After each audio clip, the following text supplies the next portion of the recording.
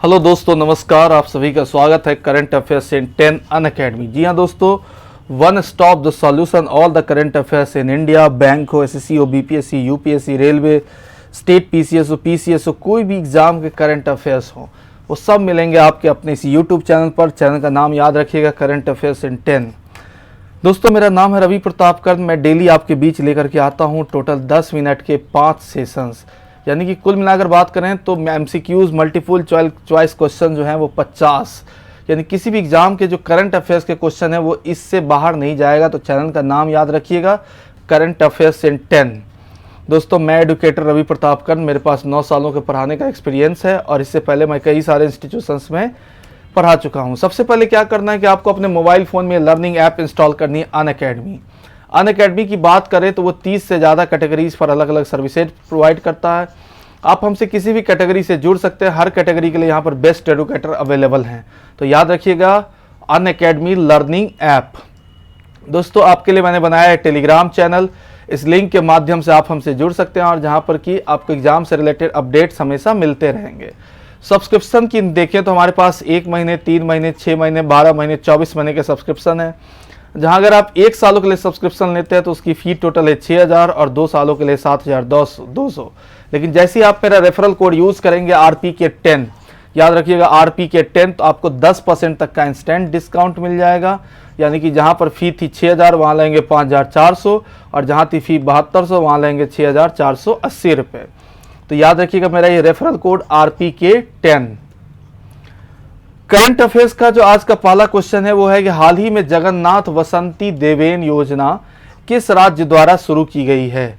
Recently Jagannath Vaishnavi Deven scheme has been launched by which state. पहला option है छत्तीसगढ़, दूसरा ऑप्शन है ओडिशा, तीसरा है मध्य प्रदेश, चौथा है कर्नाटका, पांचवा है आंध्र प्रदेश। तो इसका जो सही आंसर है वो क्या होगा, तो आंध्र प्रदेश। यानी कि आंध्र प्रदेश में 14 लाख कॉलेज छात्रों को लाभ पहुंचाने के लिए विद्या दिवेना योजना, मुख्यमंत्री वहां के जो हैं YS जगनमोहन रेड्डी ने ताडेपल्ली में अपने कैंप कार्यालय में जगन्नाथ विद्या दिवेना योजना का शुभारंभ किया। यानी याद रखिएगा कि आंध्र प्रदेश के मुख्यमंत्री कौन, तो YS जगनमोहन रेड्डी ने 14 लाख कॉलेजों छात्रों को लाभ पहुंचाने के लिए विद्या दिवेना योजना आरंभ किया है। नेक्स्ट क्वेश्चन है, कृषि विकास के लिए अंतर्राष्ट्रीय कोष IFAD international fund for agriculture and development, IFAD 43rd governing council meeting held. यानी कहने का मीनिंग कि कृषि विकास के लिए अंतर्राष्ट्रीय कोष IFAD 43वीं गवर्निंग काउंसिल का बैठक कहां पर आयोजित की गई थी। क्वेश्चन है कि कृषि विकास के लिए अंतर्राष्ट्रीय कोष IFAD 43वीं गवर्निंग काउंसिल बैठक कहां पर आयोजित की गई थी। पहला ऑप्शन है लंदन, दूसरा ऑप्शन है सिडनी, तीसरा है रोम, चौथा है न्यूयॉर्क और पांचवा है पेरिस।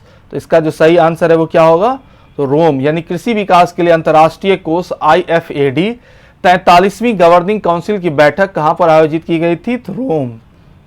अंतर्राष्ट्रीय विकास के लिए अंतर्राष्ट्रीय कोष IFAD 43वीं गवर्निंग काउंसिल की बैठक रोम, इटली में आयोजित की गई थी। 43वें सत्र में 2030 तक भूख को समाप्त करने के लिए अस्थायी खाद्य व्यवस्था में निवेश पर जोर देने वाले विषय पर ध्यान दिया जाएगा। नेक्स्ट क्वेश्चन है कि सड़क सुरक्षा पर वैश्विक मंत्री स्तरीय सम्मेलन का तीसरा संस्करण कहां आयोजित किया गया था। सड़क सुरक्षा पर वैश्विक मंत्री स्तरीय सम्मेलन का तीसरा संस्करण कहां आयोजित किया गया था। Where was the third edition of the global ministerial conference on road safety held? पहला ऑप्शन है न्यूयॉर्क, दूसरा ऑप्शन है न्यू दिल्ली, तीसरा ऑप्शन है वॉशिंगटन, चौथा ऑप्शन है स्टॉकहोम और पांचवा ऑप्शन है बर्लिन। तो इसका जो आंसर होगा वो स्वीडन की राजधानी कहाँ, स्टॉकहोम। यानी सड़क सुरक्षा पर वैश्विक मंत्री स्तरीय सम्मेलन का तीसरा संस्करण कहाँ आयोजित किया गया था, तो स्टॉकहोम। यानी हाल ही में सड़क परिवहन और राजमार्ग मंत्री ने स्टॉकहोम स्वीडन में सड़क सुरक्षा पर तीसरे वैश्विक मंत्री स्तरीय सम्मेलन में भारत का प्रतिनिधित्व किया। सम्मेलन का विषय था वैश्विक लक्ष्य 2030 प्राप्त करना। अचीविंग गोल्स 2013, वैश्विक लक्ष्य 2030 प्राप्त करना। नेक्स्ट क्वेश्चन है कि recently which country removed the developing tag for India, हाल ही में किस देश ने भारत के लिए विकासशील टैग को हटा दिया। पहला ऑप्शन है नीदरलैंड, दूसरा यूके, तीसरा चाइना, चौथा जापान, पांचवा यूएसए। तो इसका आंसर क्या होगा, तो यूएसए। अमेरिका ने सोमवार को भारत को उन विकासशील देशों की सूची से हटा दिया जो इस बात की जांच से छूट रखते थे कि क्या वे गलत तरीके से सब्सिडी वाले निर्यात से अमेरिकी उद्योग को नुकसान पहुंचाते हैं। तो कहने का मीनिंग है कि अभी हाल ही में किसने, तो यूएसए ने क्या किया कि भारत से विकासशील यानी कि डेवलपिंग नेशंस के टैग को हटा दिया, जो ये दर्शाता है कि क्या वे गलत तरीके से सब्सिडी वाले निर्यात से अमेरिकी उद्योगों को नुकसान पहुंचाते हैं। तो ऐसा नहीं है। नेक्स्ट, विश्व जनसंख्या समीक्षा की रिपोर्ट के अनुसार विश्व की सबसे बड़ी अर्थव्यवस्था सूची में भारत का स्थान कौन सा है, पांचवा, सातवां, नौवां, आठवां या चौथा। तो इसका आंसर क्या होगा, तो पांचवा। विश्व जनसंख्या समीक्षा की रिपोर्ट के अनुसार विश्व की सबसे बड़ी अर्थव्यवस्था की सूची में भारत का स्थान कौन सा है, तो पांचवा। एक रिपोर्ट में कहा गया कि 2019 में ब्रिटेन और फ्रांस को पछाड़कर भारत दुनिया की पांचवी सबसे बड़ी अर्थव्यवस्था बन गया है। नेक्स्ट क्वेश्चन है कि 19 फरवरी को किस राष्ट्र ने अपना 70वां राष्ट्रीय लोकतंत्र दिवस मनाया है।